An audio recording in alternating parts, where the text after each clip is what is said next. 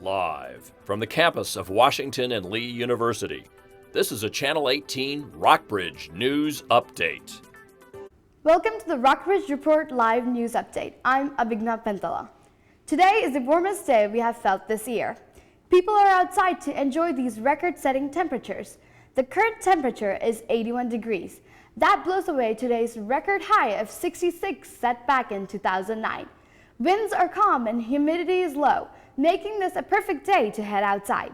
We expect high temperatures to remain in the 70s through Thursday. Clear spots will have your weekend forecast coming up in our Thursday broadcast. It's Super Tuesday, the sequel, and the presidential frontrunners are looking to pad their leads in the race. CNN's Phil Mattingly reports. NASCAR endorsed Trump. Can you believe that? Donald Trump running strong as voters head to the polls today for what's being dubbed Super Tuesday 2. I've been to Michigan a lot, and I think we're going to do well there.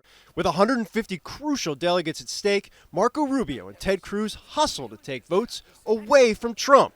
The frontrunner sparring with protesters during a swing through North Carolina. Oh, we have a protester. Out, out, bye. Go home to mommy. Go home to mommy. Tell her to tuck you in bed. Bye-bye. Cruz, making quick and previously unannounced stops in Mississippi. We're seeing folks who had been supporting Donald Trump, who were realizing he isn't who they thought he was. And grappling with flight delays to arrive late in another state voting today, Michigan. This is effectively a rally in the middle of the night. How's that? Florida Senator Marco Rubio shifting his focus to his home state. It always comes down to Florida.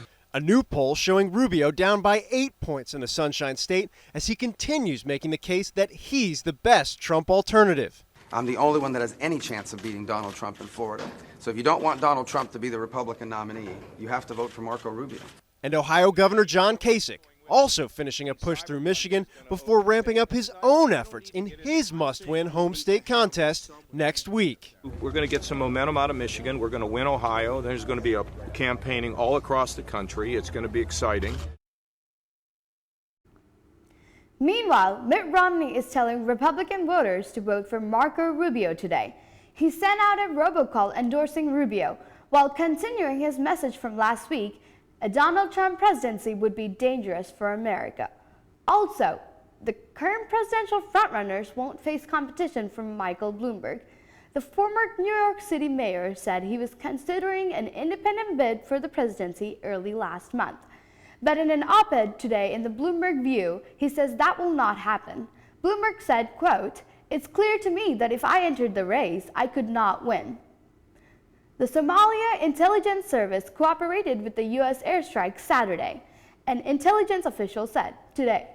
The airstrikes targeted a military training camp run by Islamic extremists.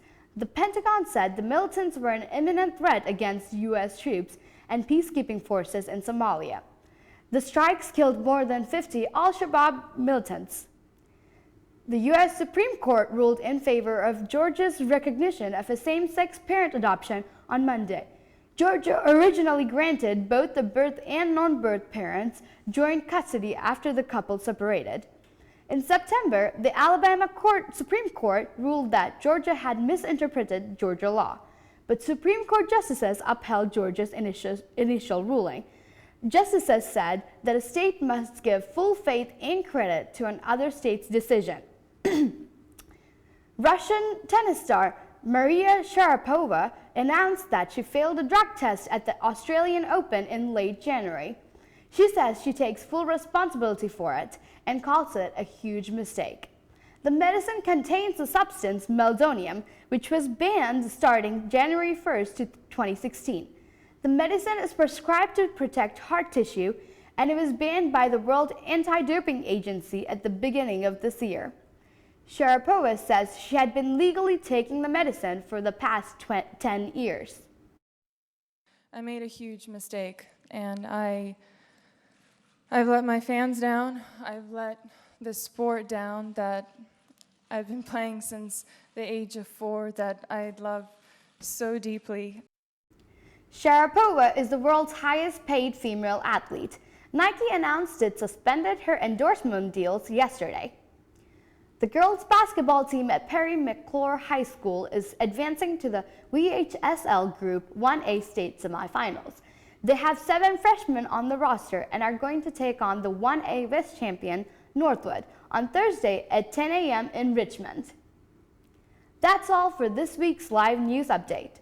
Coming up on Thursday, Peter Ruttmel takes a look at how one Rockbridge County High School math teacher is flipping the classroom and teaching with a new innovative style.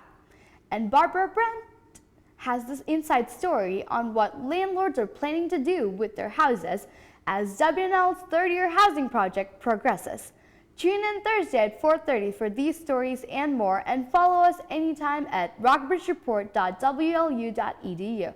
For the Rockbridge Report, I'm Abhigna Pentala. Thanks for joining us.